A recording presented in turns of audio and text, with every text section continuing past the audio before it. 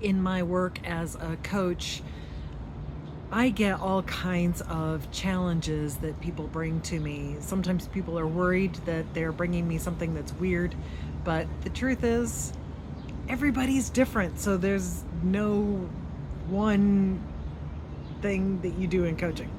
So, for instance, yesterday I had a woman that was working with me, and she's just under incredible strain, and she felt like she was losing perspective. She wanted to get some perspective.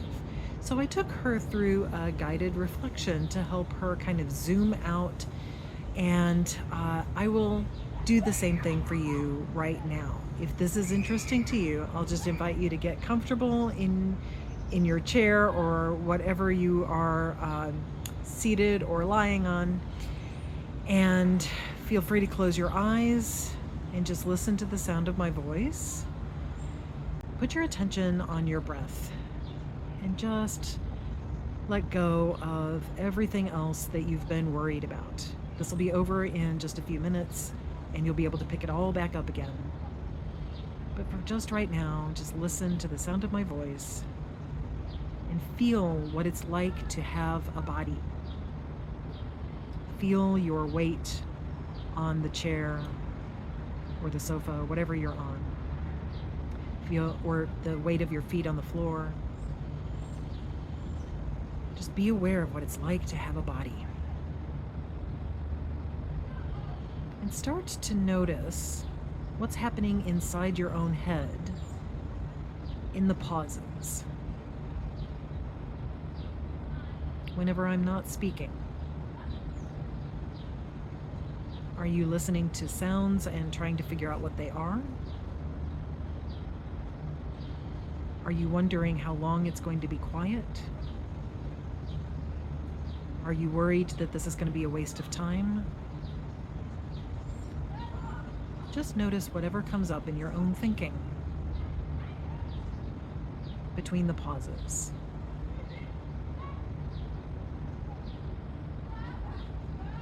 And whenever you notice that you've started to think again, maybe thinking about the fact that I said between the pauses instead of in the pauses, as soon as you notice that you're just thinking about something instead of listening, just let go of what you were thinking about and return your attention to the sound of my voice.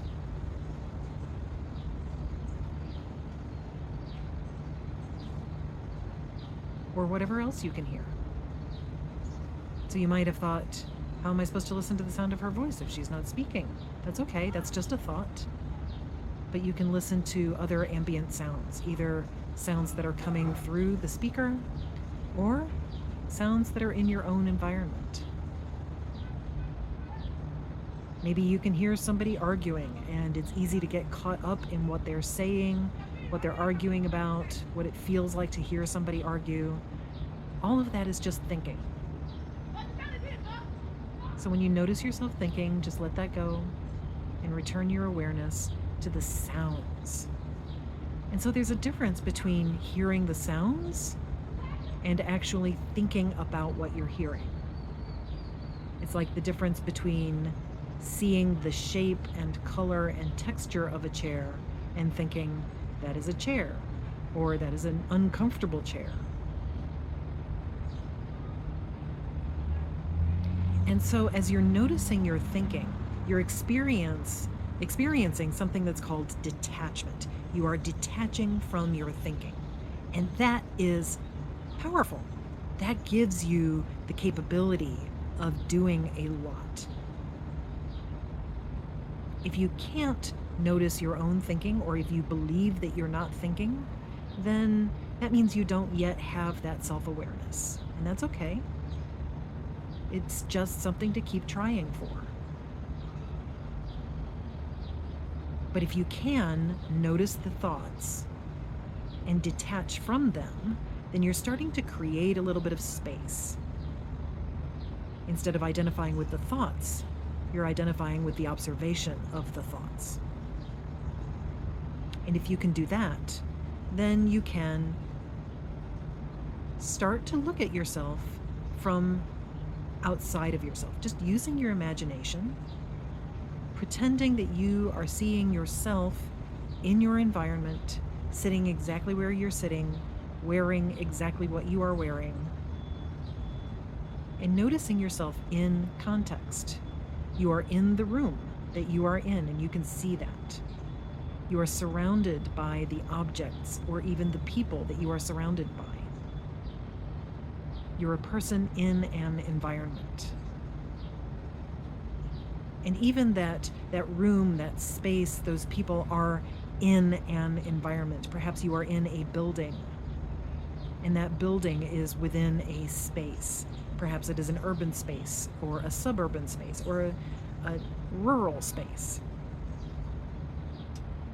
So you are seeing yourself in context of space. But you are also seeing yourself in this moment in time. You're a person with a past and with a future. You have experienced events, you have memories, you have had people coming into and going out of your life. And in the future, you will experience events and you will have people coming into and going out of your life. The experiences you are having now will become the memories of your future. And so, as you are seeing yourself in the context of your space, you are also seeing yourself in the context of your lifetime. And so I invite you to just observe yourself and notice whatever you notice. You might even call yourself by name, like I would call myself Amy. Amy is sitting outside. Amy is sitting in a chair. She's leaning forward. Amy is hearing birds. And Amy is also worried about some things. She is curious about what the future holds. She is hopeful about what might come. And she is also fearful about what might come.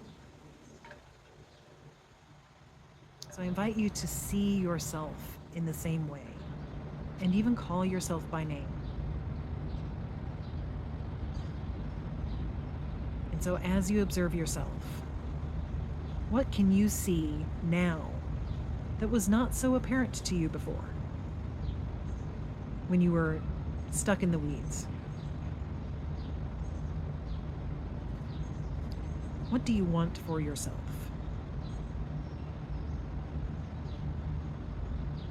And if you could give yourself a gift, what gift would that be? Would it be the gift of perspective? Would it be the gift of loving yourself?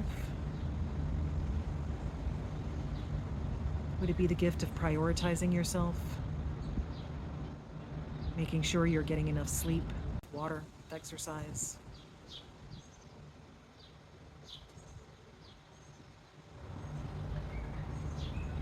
When you have given yourself that gift, I'll invite you to start hearing the sounds in your environment again. Just noticing them, not getting hooked by them. Noticing your thoughts. Noticing the weight of your body. Taking a deep breath. And if you've had your eyes closed, opening your eyes. Keep that gift for yourself and consider, does scrolling to the next video mean keeping that gift or losing it? And maybe put the phone down now. Have a good day.